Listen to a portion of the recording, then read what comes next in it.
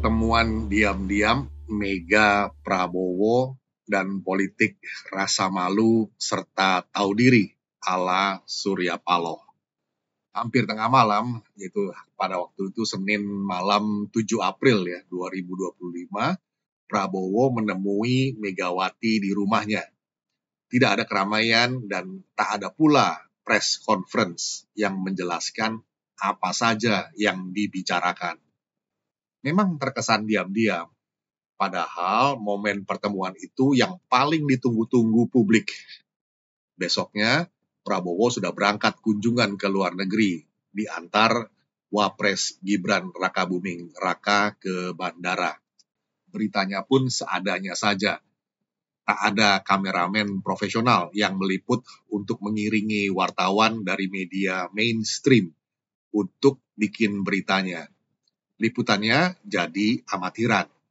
Tapi dari liputan yang amatiran itu ada banyak komentar para pengamat profesional yang berusaha menginterpretasikan makna pertemuan kedua tokoh itu.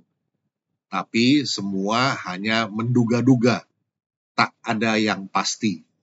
Sementara ketika ditanya wartawan pada Selasa 8 April, Joko Widodo menyambut baik pertemuan Megawati dan Prabowo di rumah kediamannya. Katanya, jadi pertemuan Pak Prabowo dengan Ibu Megawati sangat baik.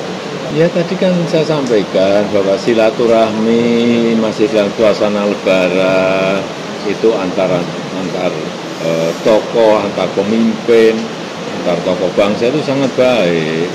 Jadi pertemuan Pak Prabowo dengan Ibu Megawati sangat baik. Untuk kebaikan negara sangat baik. Pak Jokowi kemarin kan Pak Jokowi bilang kalau presiden sebelumnya belum tentu bisa berkumpul. Kalau melihat setelah pertemuan ini gimana Pak? Ya kalau bisa berkumpul itu akan jauh lebih baik dibanding kalau tidak berkumpul. Pertemuan Pak Prabowo dan Bu Mega sangat baik untuk kebaikan negara. Kalau bisa berkumpul akan jauh lebih baik dibandingkan tidak berkumpul.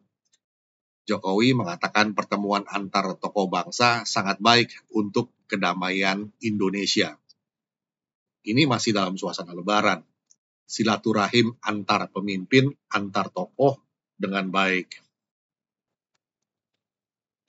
Partai Solidaritas Indonesia atau PSI juga menyambut pertemuan kedua tokoh sebagai hal yang positif. Andi Budiman, Wakil Ketua Umum DPP PSI, pada Rabu 9 April 2025 mengatakan, sangat positif. Pertemuan tokoh bangsa selalu baik dan bermanfaat. Kita butuh kebersamaan dan kekompakan dalam mengatasi masalah bangsa. Ditambahkan, jika pertemuan dengan Pak SBY dan Pak Jokowi terjadi, pasti membuat suasana semakin baik dan kondusif. Masyarakat butuh teladan dari para pemimpin bangsa. Prabowo yang berinisiatif menyambangi Megawati dengan alasan ke publik untuk silaturahmi lebaran. Ahmad Sufmi Dasko yang biasa dipanggil Don Dasko dan Ahmad Muzani yang menemani Prabowo. Ada juga Budi Gunawan yang dikatakan menemani Megawati. Banyak pengamat menginterpretasikan macam-macam. Ya boleh saja, bebas sih. Tapi yang jelas pernyataan Sekjen Gerindra Ahmad Muzani yang perlu kita garis bawahi. Ibu Mega mengharapkan agar masa kepresidenan Pak Prabowo yang telah dilantik pada tanggal 20 Oktober 2024 bisa efektif untuk kebaikan dan kesejahteraan rakyat. Karena itu jika dianggap perlu silahkan menggunakan PDI sebagai instrumen yang juga bisa digunakan untuk memperkuat pemerintahan tetapi tidak dalam posisi dalam koalisi. Ibu Mega mengharapkan agar masa kepresidenan Pak Prabowo yang telah dilantik pada 20 Oktober 2024 bisa efektif untuk kebaikan dan kesejahteraan rakyat. Karena itu, jika dianggap perlu, silahkan menggunakan PDIP sebagai instrumen yang bisa digunakan untuk memperkuat pemerintahan. tetapi tidak dalam posisi dalam koalisi. Catat, PDIP tidak dalam posisi dalam koalisi. Maksudnya, tidak bergabung dalam koalisi Indonesia Maju Plus atau KIM Plus. Belum lama berselang pernyataan senada, walau konteks peristiwanya berbeda, juga diucapkan oleh Surya Paloh, Ketua Umum Partai Nasdem, pada Kamis 3 April 2025 di kantor DPW Nasdem Bali. Kata-kata Surya Paloh persisnya begini, kenapa kami tidak ada dalam kabinet rezim Prabowo? Karena kami tahu diri, ada budaya malulah bagi kami. Sambil juga mengingatkan bahwa pada pemilu presiden atau Pilpres 2024 lalu, Partai Nasdem tidak mendukung pasangan Prabowo Gibran. Makanya menurut Surya Paloh, tidak etis jika partainya kini mengambil posisi dalam kabinet pemerintahan. Dia bilang, saat ini Nasdem tahu diri, memahami sepenuhnya Nasdem memang tidak pantas untuk berada di dalam lapisan mengisi anggota kabinet, karena memang kami tidak berjuang banyak. Sikap ini menurutnya adalah bentuk konsistensi sikap dan nilai yang selama ini dijunjung Partai Nasdem. Konsekuensinya, politik ini harus dijalani dengan kesadaran penuh. Kata-kata Surya Paloh, dalam pemilu 2024, kami tidak mencalonkan Prabowo sebagai presiden. Maka inilah konsekuensi politik yang harus kami buktikan. Nasdem tahu diri, ada budaya malu. Surya Paloh mengaku sebenarnya partainya sempat ditawari posisi dalam pemerintahan Prabowo Gibran.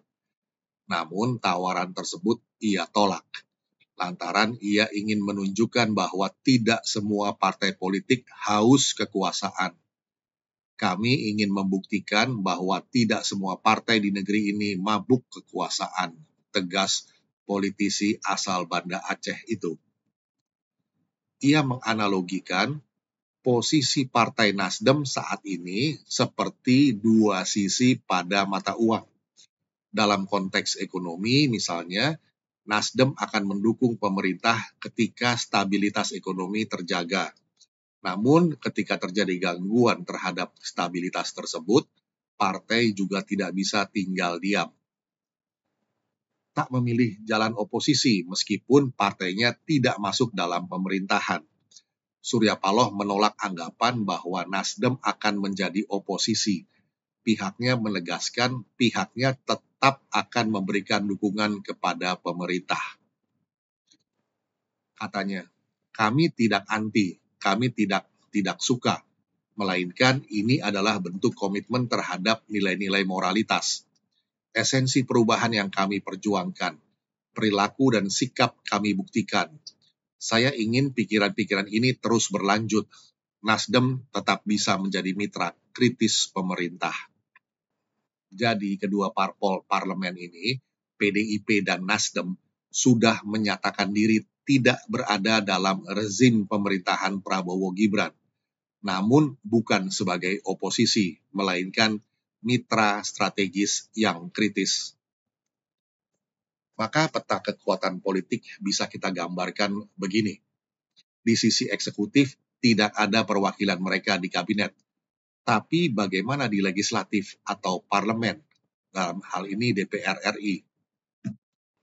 Total ada 580 kursi di parlemen, dikuasai oleh PDIP dengan 110 kursi, Golkar 102 kursi, Gerindra 86 kursi, Nasdem 69 kursi, PKB 68 kursi, PKS 53 kursi, PAN 48 kursi, dan Demokrat 44 kursi. Apakah faksi mitra strategis yang kritis, yaitu PDIP dengan 110 kursi dan Nasdem 69 kursi, jadi totalnya 179 kursi atau sekitar 30%, akan kerap berhadapan dengan koalisi Indonesia Maju Plus atau KIM Plus yang punya 401 kursi atau sekitar 70% kekuatan parlemen. yaitu dengan Golkar 102 kursi, Gerindra 86 kursi, PKB 68 kursi, PKS 53 kursi, PAN 48 kursi, dan Demokrat 44 kursi. Ini perlu kita pantau terus, karena dinamika di parlemen mesti dilihat atau dipantau dari hari lepas hari, dari minggu ke minggu, dan dari bulan ke bulan. Tergantung isu atau RUU yang sedang dibahas. Kita lihat saja kenyataannya nanti. Tapi yang jelas, kedua mitra strategis yang kritis, yaitu PDIP dan Nasdem, sudah menyatakan bahwa mereka berdua bukan oposisi, bukan lawan dari pemerintah. Kalau pakai istilah dari Surya Paloh, mitra yang punya rasa malu dan tahu diri. Istilah yang pas untuk dikemukakan sebagai wacana publik akhir-akhir ini. Karena kedua hal ini kerap dalam dunia politik praktis sudah tidak dikenal lagi. Iya, rasa malu dan tahu diri. Keduanya sudah jadi barang langka dan mahal harganya. Pejabat tinggi bahkan konglomerat pun tidak mampu atau enggan membelinya atau membayarnya. Itu kiasannya. Arti harafiahnya, sudah banyak politisi atau konglomerat hitam yang tidak mau atau tidak mampu melakukannya. Tidak tahu malu.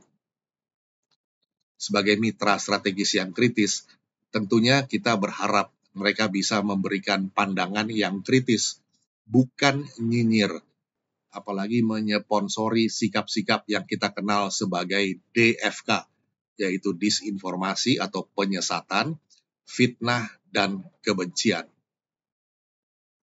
Kritis secara etimologis berasal dari kata Yunani kritikos, yang bermakna dapat didiskusikan, diambil dari kata krenein, yang artinya memisahkan, mengamati, menimbang, dan membandingkan. Dalam unsur-unsur ini jelas tidak ada maksud untuk menyesatkan, memfitnah, dan menyebar kebencian.